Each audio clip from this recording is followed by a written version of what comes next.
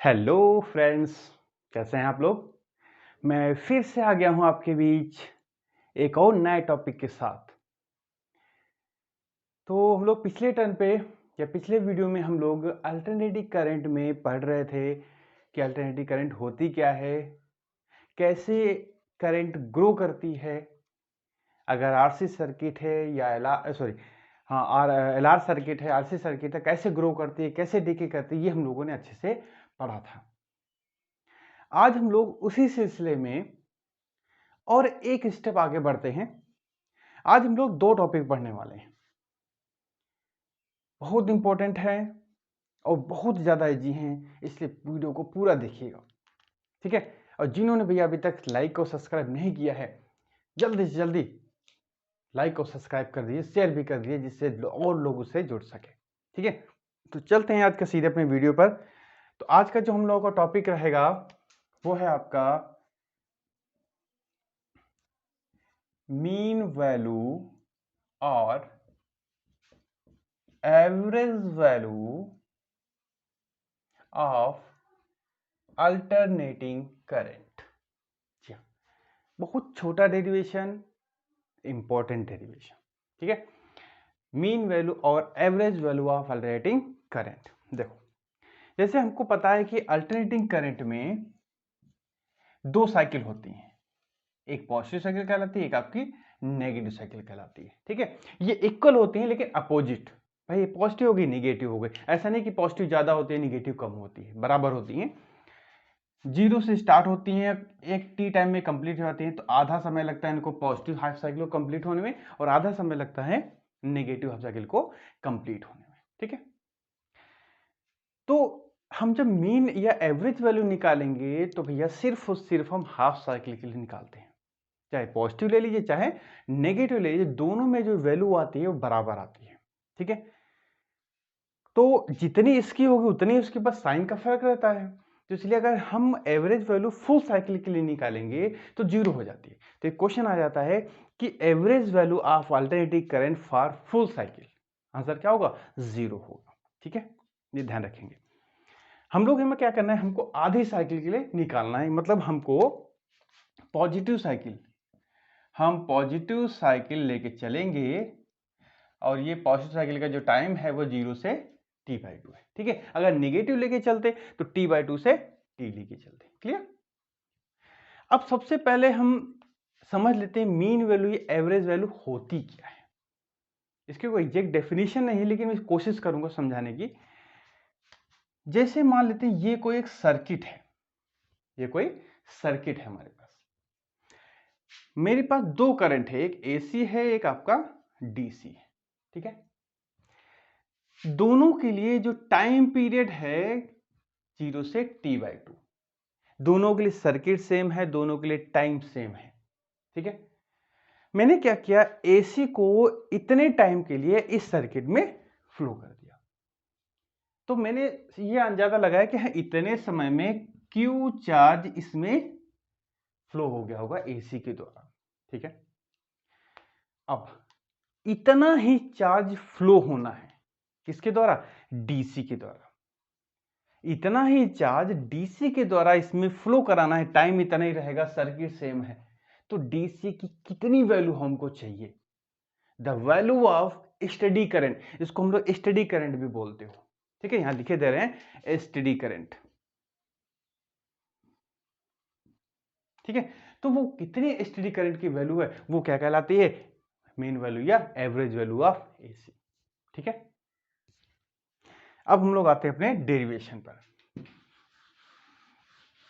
ठीक है। तो इक्वेशन करंट की तुमको पता है कि as we know that I is equal to I naught sin omega T, ठीक है। यहाँ पे सब नोटेशन तो आपको पता ही है, आई नॉट पीक वैल्यू है, ओमेगा एंगुलर फ्रीक्वेंसी है, टी है टाइम, आई है at any instant the value of current, ठीक है। अब हमको निकालना, फिर हम एक फॉर्मूला हमको पता है as Q is equal to I T, ठीक है। इसको हम लोग लिख सकते हैं D Q is equal to I into D T, यहीं से, क्योंकि हमको क्या निकाला, फ्लो ऑफ चार्ज निकालना है। ठीक है, अभी मैंने बताया था तो हमको यहाँ से चार्ज निकालने हैं। एक बार हम बाई कैलकुलेशन निकालेंगे और एक बार हम लोग बाई डेफिनेशन निकालेंगे। ठीक है, देखो जरा, आई की वैल्यू रख दीजिए यहाँ पर, तो D Q is equal to I naught sine omega T into D T. ठीक है, अब इंटीग्रेटिंग कर देंगे, दोनों तरफ हम इंटीग्रेट कर देंगे, कहाँ से कहाँ तक, 0 से t बाई 2, तो ये हो जाएगा 0 से कैपिटल Q हो जाएगा। ठीक है, ये हो जाएगा I naught sine omega t d t. इधर क्या हो जाएगा भाई, ये कैपिटल Q हो जाएगा। अब इसमें आई नॉट तो कांस्टेंट है, साइन थीटा का integration minus cos omega T upon omega, ये लिमिट लगा दीजिए 0 से t बाई 2। ठीक, ये तो सिंपल सा इंटीग्रेशन ही है। Q is equal to I naught upon omega, तो बाहर आ जाएगा, माइनस भी लगा दो यहाँ पर, क्या बचा, कॉस ओमेगा टी 0 से t बाई 2। ठीक है, अब इसमें वैल्यू पुट कर दो, तो Q is equal to I naught upon omega cos omega T by 2 minus cos 0।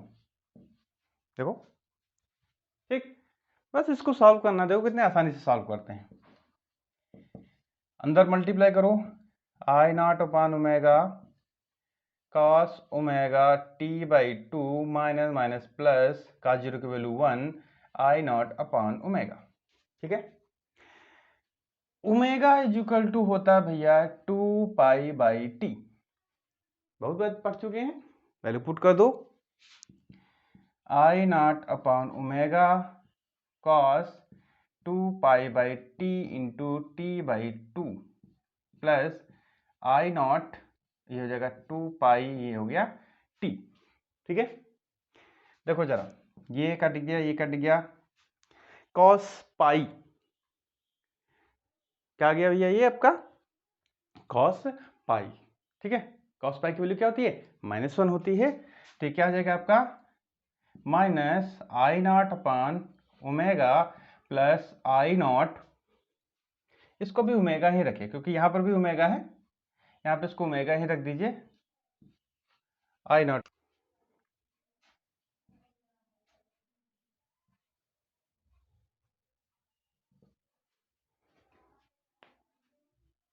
ठीक है, तो अब यहां पर हमको क्या करना है, इसको ऐड कर देना, तो ये जाएगा Q is equal to 2 I naught upon omega. ठीक, ये तो आ गया भैया एक आपका बाई कैलकुलेशन, ये आ गया आपका बाई कैलकुलेशन। हमको क्या करना है, हमको अब करना है इसको बाई डेफिनेशन, जो भी मैंने कहा था, तो इसको हम क्या रख, इसको इधर तो डिलीट कर दें, ये हटा दें, इसका कोई जरूरत नहीं है अब तो। ठीक है, अब देखो, मान लेते हैं जो Q चार्ज है वो जो फ्लो होगा कितने टाइम के लिए, 0 से t टाइम के लिए, तो मान लो करंट जो फ्लो होगी Im, उसी को हमने मीन वैल्यू कहा था, ये हो जाएगा t बाई 2। इसको इक्वेशन सेकंड दे दीजिए, यही तो मैंने डेफिनेशन कहा था कि t बाई 2 में जितनी करंट फ्लो होगी उसको फ्लो करने जितना चार्ज चाहिए होगा, मतलब इतना चार्ज चाहिए, ये दोनों बराबर हो जाएंगे। From equation first and second, ठीक है, फर्स्ट एंड सेकेंड कह दो, देखो क्या होगा, I M into T by 2 equal to 2 I naught upon omega, बस ओमेगा की वैल्यू पुट कर दो यहाँ पर, I M into T by 2 equal to 2 I naught, ये जगह 2 पाई के टी आ जाएगा, ये कट गया, ये कट गया, तो I M is equal to 2 I naught upon pi, ये आ गया इसकी वैल्यू। इसको जो हम या तो सॉल्व करेंगे तो I M is equal to 63.7% of I naught, ये वैल्यू आ गई आपकी mean value of alternating current. इसका मतलब क्या हुआ कि जो मीन वैल्यू होती है वो अपनी मैक्सिमम वैल्यू के, मतलब पीक वैल्यू के 63.7% ज्यादा होती है। ठीक है, ये होती है आपकी mean value of alternating current. Mean value of alternating voltage क्या है, तो जहां आई लिखा है वहां बस कैपिटल ई रख देंगे, पूरा का पूरा डिटो वही होना है, ठीक है, ज्यादा कुछ उसमें गड़बड़ा नहीं होना है। अब हम लोग थोड़ा सा और आगे बढ़ते हैं, ये बस इतना ही हो गया, बहुत छोटा सा, बस आपको क्या करना है, ये रिजल्ट आपको ध्यान रखने हैं, ठीक। आगे बढ़ते हैं, आगे भी लगभग ऐसे ही डेरिवेशन है। आगे जो है वो है आपका root mean square value, heading डाल दें, root mean square value of alternating current, ठीक है। रूट मीन स्क्वायर वैल्यू को ही बोला जाता है भैया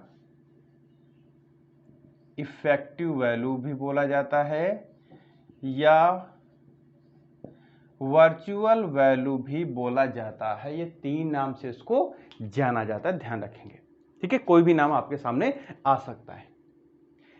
ये जो होता है, जो रूट मीन स्क्वायर वैल्यू होती है, ये एसी की फुल साइकिल के लिए निकाली जाती है। एवरेज वैल्यू हम हाफ साइकिल के लिए निकालते थे, लेकिन ये क्या हमको फुल साइकिल के लिए निकालना है, ठीक है। अब देख लेते हैं ये होता क्या है। मान लेते हैं ये एक रेजिस्टेंस है, और सिंपल सी बात, इसमें करंट फ्लो करेंगे तो हीट लॉस होगी। तो मेरे इसको सही से बना दें भैया, ठीक है। यहां पर एसी करंट मेरे पास है, डीसी करंट है, 0 से t टाइम है, दोनों के लिए रेजिस्टेंस सेम है, टाइम सेम है।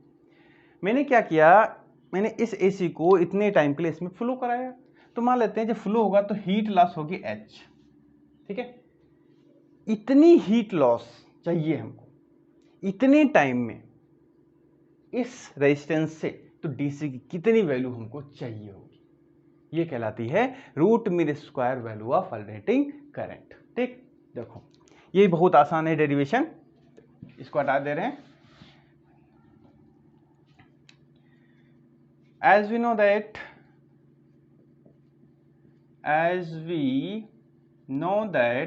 I is equal to I not sin omega t, ये तो भाई हम अभी शुरू से पढ़ते हुए आए हैं। And H is equal to I square R T, ये भी हमने पढ़ा है, ये हाई स्कूल में आपने फॉर्मूला पढ़ा होगा, ठीक है। हमको हीट लॉस निकालना है कितने में, 0 से t टाइम में, तो छोटे टाइम में निकाल लें। तो इसको हम D H is equal to I square R D T लिख सकते हैं, ठीक है। छोटे टाइम के लिए आई की वैल्यू पुट कर दो, I naught square sine square omega t, ये हो जाएगा आर डी टी, ठीक है। अब इंटीग्रेट करना है, तो इसको हम इंटीग्रेट कर देंगे कहां से कहां तक, 0 से t के लिए, तो हो जाएगा I naught sine square omega t are D t. तो अब पूरा पूरा हीट लॉस तो निकल आएगा, आई नॉट आर बाहर निकाल लेते हैं, 0 से t। अब आपको पता है इसका, तो इंटीग्रेशन हम फार्मूला चेंज करेंगे, तो हमको पता है cos 2 theta is equal to 1 minus 2 sine square theta, ठीक है। साइन स्क्वायर थीटा की वैल्यू निकालो, इतने की निकालनी है, तो हो जाएगा 2 sine square theta is equal to 1 minus cos 2 थीटा, तो sine square theta is equal to 1 minus cos 2 theta by 2, ठीक है। बस ये चीज यहाँ पे क्या है, यहाँ पे थीटा की जगह ओमेगा टी है, बस क्या हो जाएगा 1 minus cos 2 omega T upon 2, ये हो जाएगा डी टी, ठीक। बस मैंने वही चेंज कर दिया, बस ब्रैकेट हटाओ, आई नॉट आर इंटीग्रेशन 0 से t, ये हो जाएगा 1/2 D T, minus I naught R integration 0 से t cos 2 omega T, 2 omega T upon 2 D T, ठीक है। बस मैंने अंदर मल्टीप्लाई कर दिया, अब एक एक को सॉल्व कर लीजिए। आई नॉट आर बाई 2, ये t बचेगा 0 से t minus I naught R, cos का इंटीग्रेशन साइन का माइनस कॉस, और कॉस का साइन, ये हो जाएगा साइन, ये 2 तो बाहर निकाल देंगे वाला, 2 ओमेगा टी अपॉन 2 ओमेगा, ये हो जाएगा 0 से t। ठीक, अब देखो जरा, h is equal to I naught R T upon 2, एक मिनट यहाँ थोड़ा सा गलत हो गया, ये देखिए स्क्वायर भी चल रहा था क्योंकि आई नॉट स्क्वायर था, ये स्क्वायर, ये स्क्वायर, ये स्क्वायर, ये स्क्वायर, ये स्क्वायर और ये स्क्वायर, ठीक है, क्योंकि स्क्वायर भी तो था हर जगह,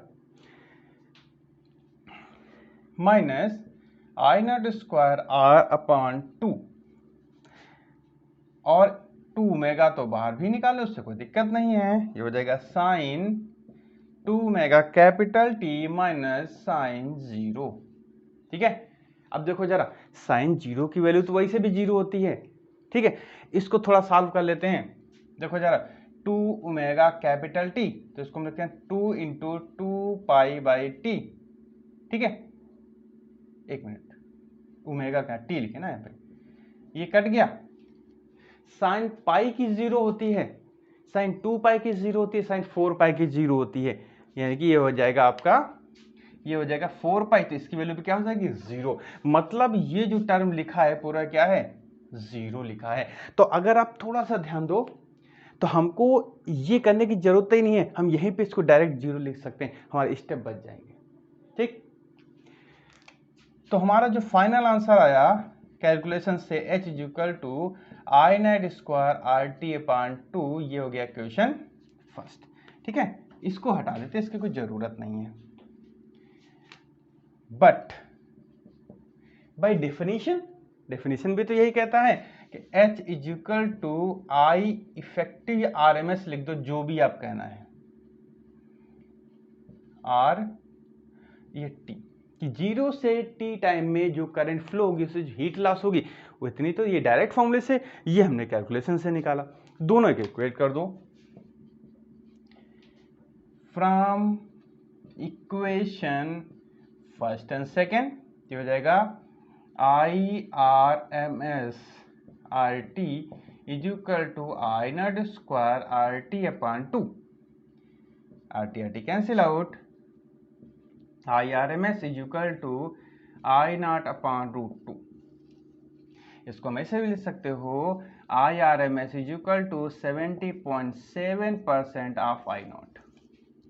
इसका मतलब क्या हुआ, root mean square value of alternating current क्या होती है, ये अपनी मैक्सिमम वैल्यू के 70.7 टाइम्स ज्यादा होती है। ठीक है, तो ये छोटा सा डेरिवेशन कठिन नहीं था, बस क्या है हमको ये चीज ध्यान देनी, उसमें Q is equal to I T वाला फॉर्मूला यूज हुआ था, और यहाँ पे H is equal to I square R T वाला यूज हुआ है। ठीक है, बाकी कुछ नहीं, बाकी कहीं से भी कोई भी डाउट नहीं है, ये तो मैंने आपको ये बताया था कैसे ये चीज आई है। ठीक है, तो आज की इस वीडियो में इतने रखते हैं। नेक्स्ट वीडियो में हम लोग पढ़ने वाले हैं कि किसी भी सर्किट में रेजिस्टेंस जुड़ा है तो वोल्टेज और करंट में क्या फेज डिफरेंस होता है, अगर इंडक्टर लगा है, कैपेसिटर लगा है, तो क्या चेंज होगा। बहुत इंपॉर्टेंट डिस्कशन करेंगे, और जिन्होंने भी अभी तक लाइक शेयर सब्सक्राइब नहीं किया है धड़ाधड़ कर दीजिए, जिन्होंने अभी तक शेयर नहीं किया है चैनल, उनको भी जल्दी से कर दीजिए, जिससे और भी लोग जुड़ सके। ठीक है, और आप लोग कंटिन्यूटी बनाए रखिए, बिल्कुल कंटिन्यूटी बनाए रखिए। मैं 100% आपको विश्वास दिलाता हूं कि आपके मन में इतना सा भी डाउट नहीं रहेगा, आपकी तैयारी बहुत अच्छे चलेगी, बस कंटिन्यूटी बनाने की जरूरत है। ठीक है, तो इसी के साथ ही भैया फिर मिलते हैं नेक्स्ट वीडियो में, तब तक के लिए take care and bye bye.